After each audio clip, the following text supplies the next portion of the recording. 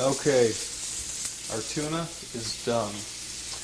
Our spaghetti, cucumber spaghetti, done. Sauce is done. So now it's time to plate this up. So first, we'll start off with the cucumber spaghetti. What I'm going to do is nest it on one side of the plate,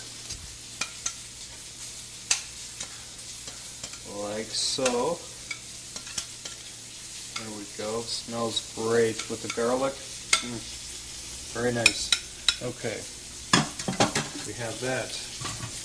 Now the tuna. We'll have this like so. Like so. Now for the sauce. The sauce is wonderful. Let's see. Excuse my back. Okay, now here's our sauce. Look at that. It's beautiful.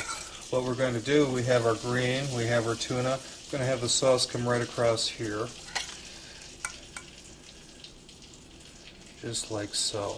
Wow.